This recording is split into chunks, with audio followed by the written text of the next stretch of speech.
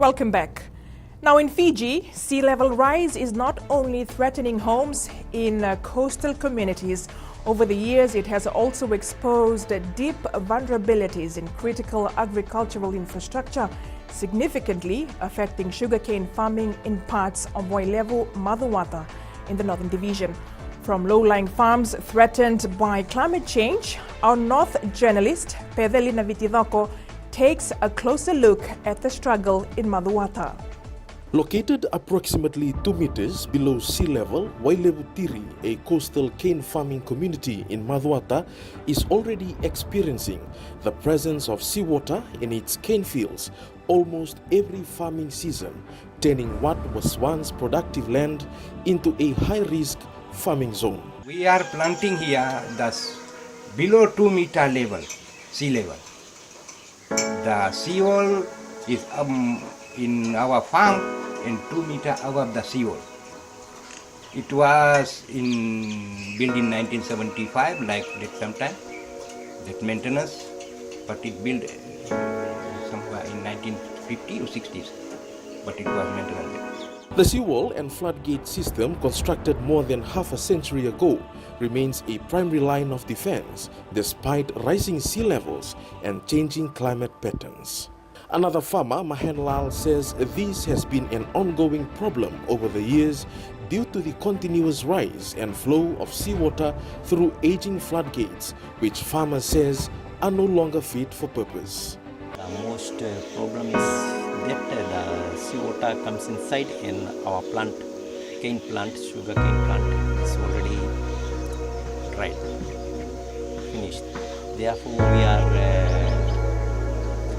complaining every time, but no other reasons can solve better.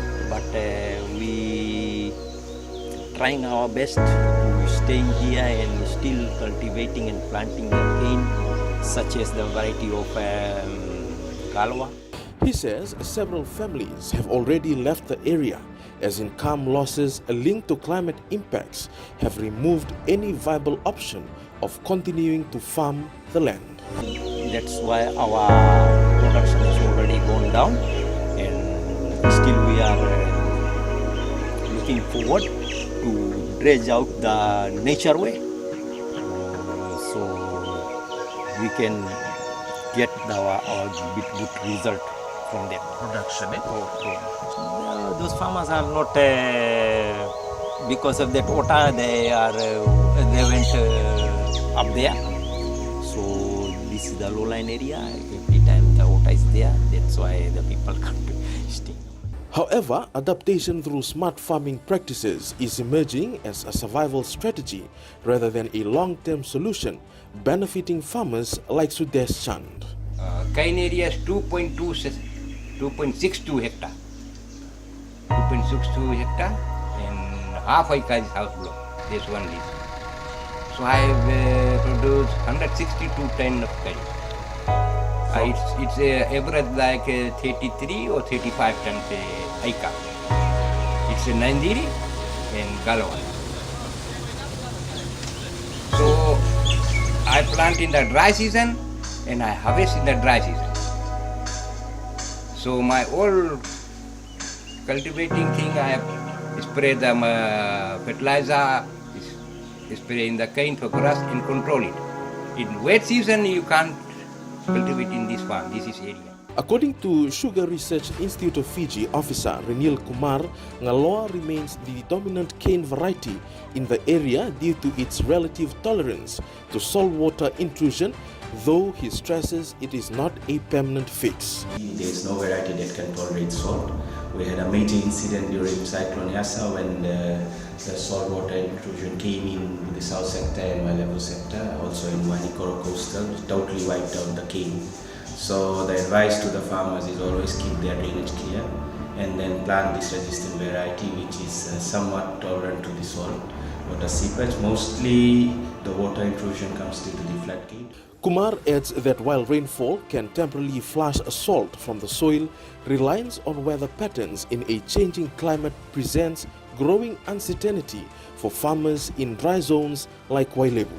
So when we have a lot of rainfall, automatically the salt seeps down.